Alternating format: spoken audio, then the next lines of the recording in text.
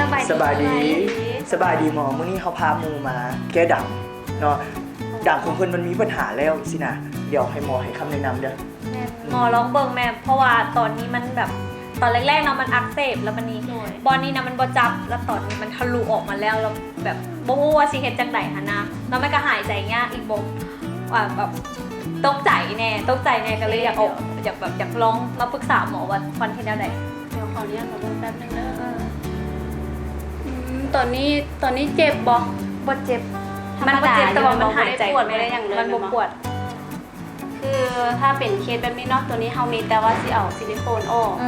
เอาออกแล้วประมาณเฮาต้องได้พักฟื้นประมาณเดือนนึงค่ะ2 เดือนจังซี่นะเพราะว่าตอนนั้นเฮากลัวว่าสภาพมันยังดีเบิดแล้ว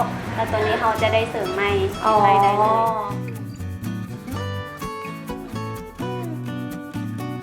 พอดีว่าเห็นยุคเพจแล้ววันนี้มีปัญหาเรื่องริ้วรอย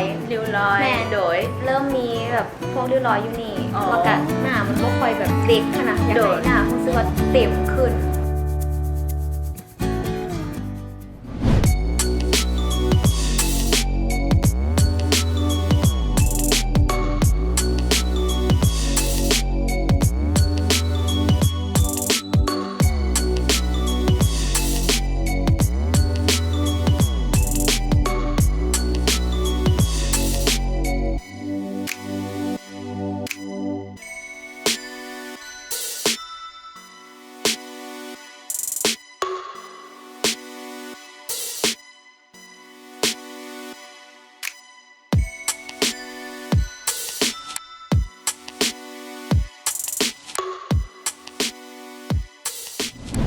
ศูนย์ความงามไดมอนด์68 Beauty Center มีหลากหลายการให้บริการบ่ว่าจะเป็นปัวฝ้าปัวสิวซีดหน้าให้ขาวใสซักคิ้วแบบสไลด์ 3-9 มิติ หัวจางหางเข้มลายเส้นลึบคิ้วซักใหม่แป่งคิ้วใหม่และซีดฟิลเลอร์และโบท็อกซ์นอกจากนี้ทั้งศูนย์ความงามไดมอนด์68 ยังหับให้คำปรึกษาเกี่ยวกับการศัลยกรรมต่างๆเส้นเสริมดังเสริมคางเฮ็ดตาสองสั้นและยังมีบริการอื่นๆอีกหลายอย่างซึ่งทางศูนย์ความงามไดมอนด์68 ของพวกเรายินดีต้อนรับทุกท่านมาใช้บริการหับฮ้องว่าท่านมาใช้บริการศูนย์ความงามของพวกเราจะบ่ผิดหวังอย่างแน่นอนสอบถามข้อมูลเพิ่มเติมได้ที่เบอร์ 082